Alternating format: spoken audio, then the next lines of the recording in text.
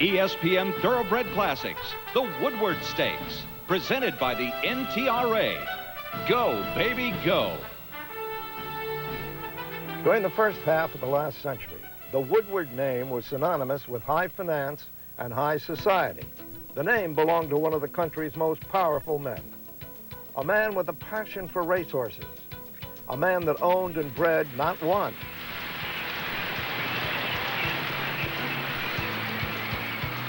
but two Triple Crown champions.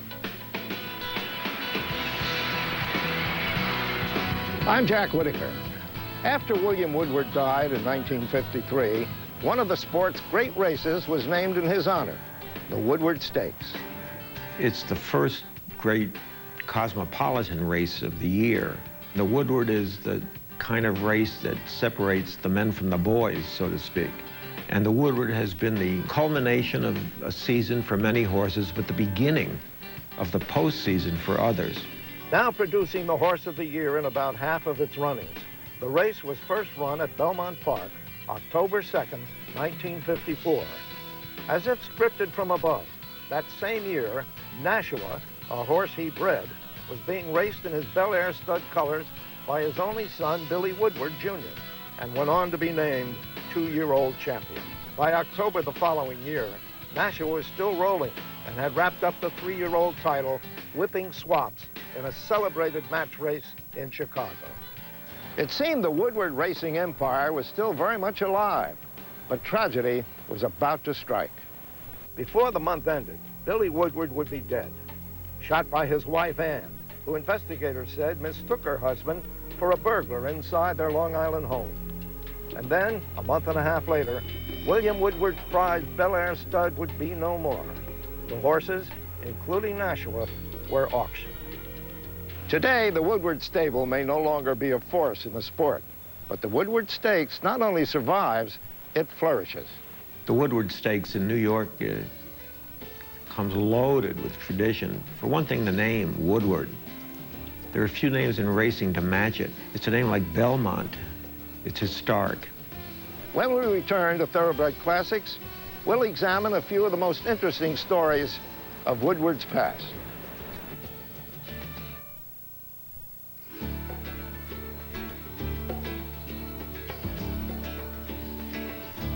By New York standards, the Woodward Stakes cannot compare in tradition to races like the TRAVERS, the Alabama, or the Champagne. It's only been around for 5.5 decades, not a century or more. But what the Woodward lacks in years, it makes up for with champions. Two of racing's most dynamic champions of the 20th century dominated the Woodward in the 1960s and 1970s. They had charisma, talent, and legendary determination.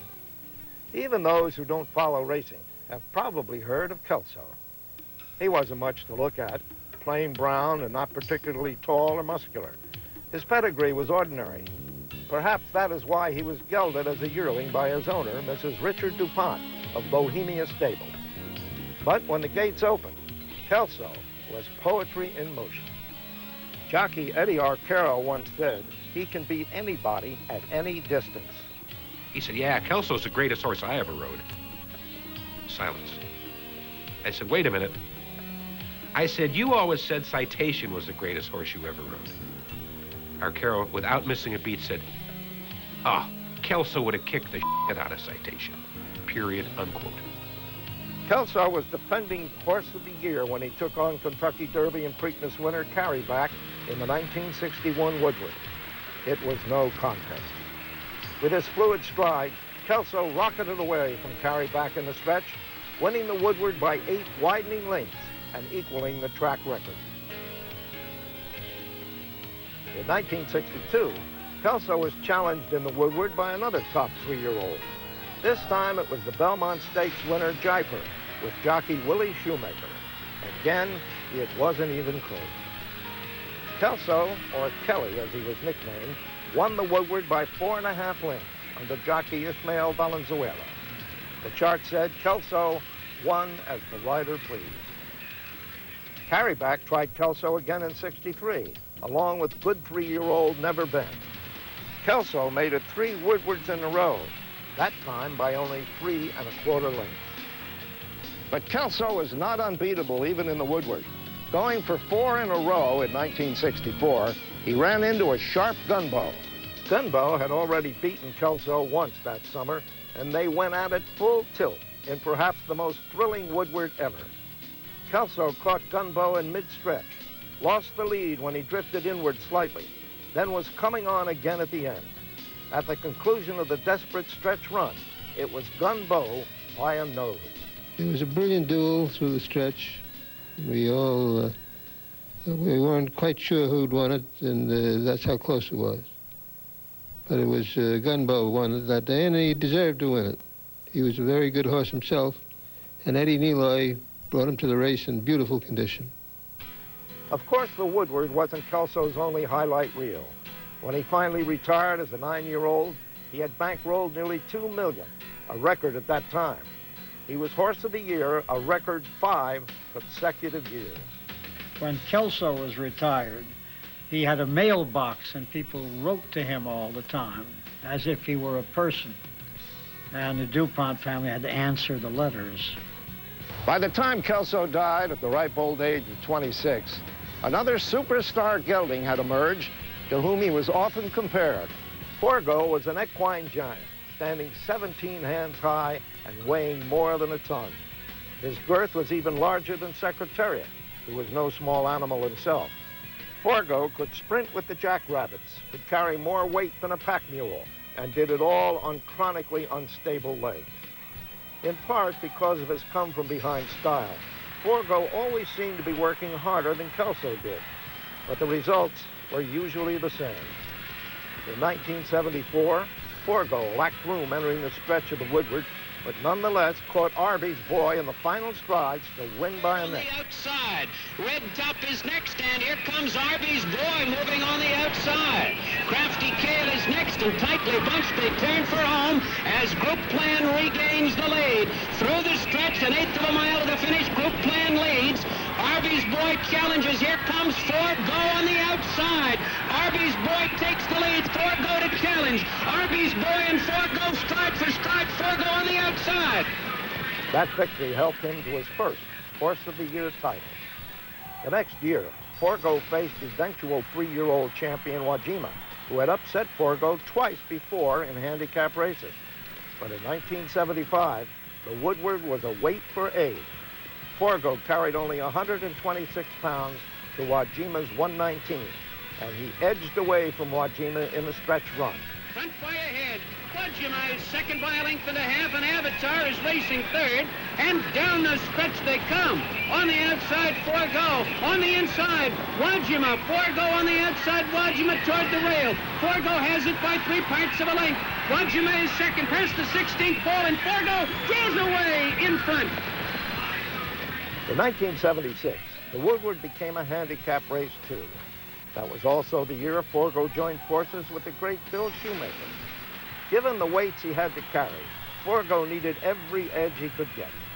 In that year's Woodward, he carried 135 pounds, 14 more than cracked 3-year-old Honest Pleasure, and 20 more than another good sophomore named Dance Spell.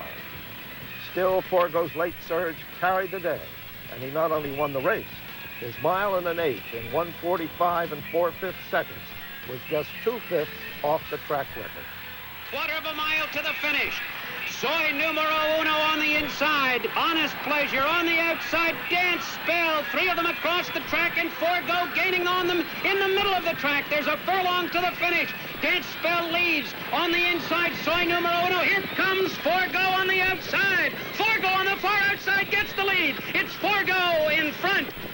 Forego was Horse of the Year in 1975 and 1976 as well, and might have added 1977 to the list if not for the exploits that year of a 3-year-old named Seattle Slew. Unfortunately, Forego and Seattle Slew never met on the track, but the horse that upset Seattle Slew in the Swap Stakes, J.O. Tobin, challenged Forego in the 1977 Woodward. Forego overcame 133 pounds on a sloppy track, carrying Shoemaker to another stretch-running score. In his final Woodward appearance, Forego made it 4 for 4. Like Kelso before him, Forego dominated the Woodward and the Horse of the Year trophy. And like Kelso, nagging injuries eventually led to his retirement to a contented life on the farm. And in another similarity, Forego died in 1997 at the ripe old age of 26.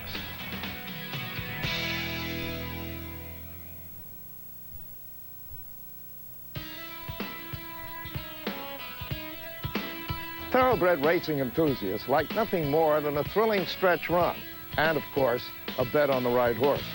But the 1980 Woodward Stakes was remarkable for its lack of competition. It was one of the most one-sided stake races in recent history. Spectacular Bid was a sensational racehorse, rated among the top 10 of the century. As a 4-year-old in 1980, he reached his peak with 9 starts and 9 victories. As Bid continued to rack up the wins, it was understandable that competing owners and trainers were reluctant to line their horses up against him, especially at even weights.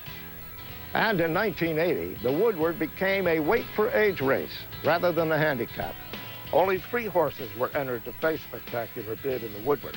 The morning before the race, Winner's Tail was scratched with a chipped knee.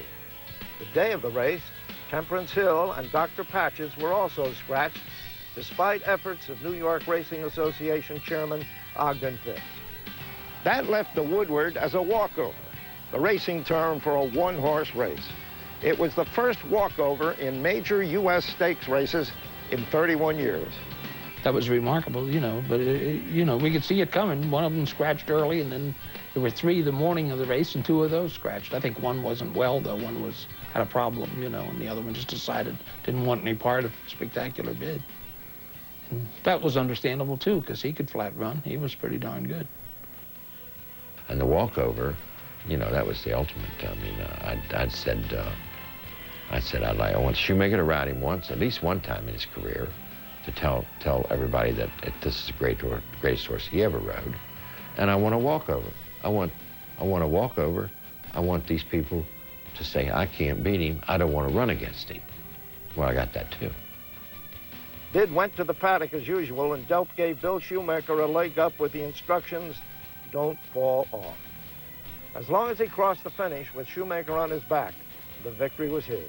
You still had to go out and go around the track, and you had to go around, you know, in decent style. You couldn't just walk around the racetrack.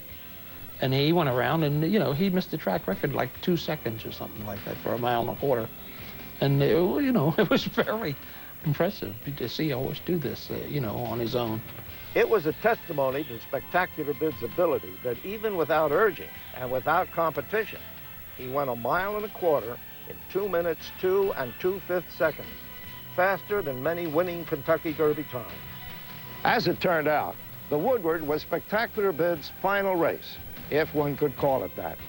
An ankle injury forced his retirement with a sparkling record of 30 starts, 26 wins, and earnings of $2.7 million.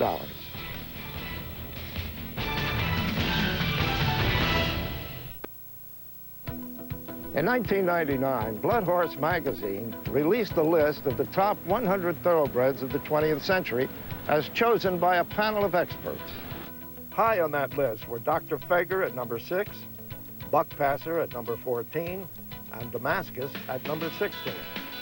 The career paths of these 3 superstars converged at Aqueduct on September 30th, 1967, in a Woodward to remember.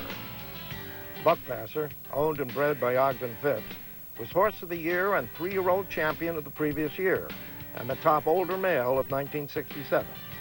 He went into the Woodward with a quarter crack and arthritis, yet had 16 victories in his previous 18 starts, and was the 8-5 favorite.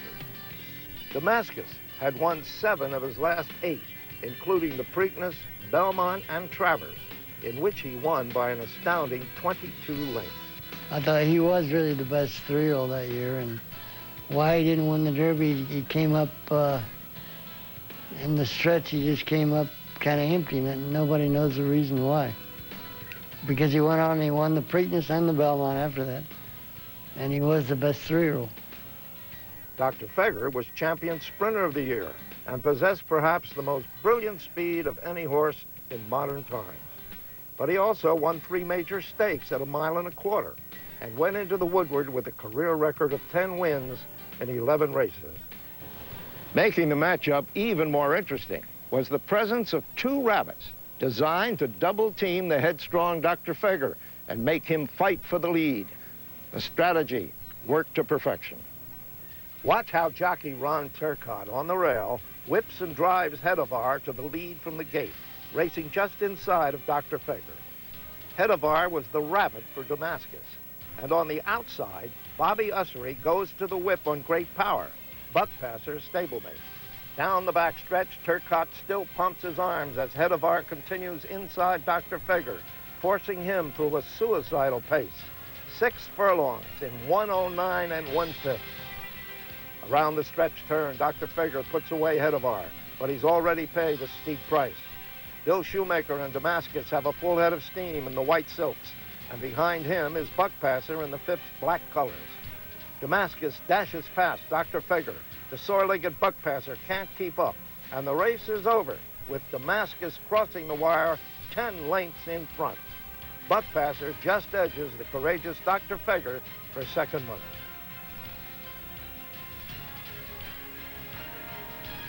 That Woodward was truly a race for the ages, racing's only matchup between 3 horses of the year.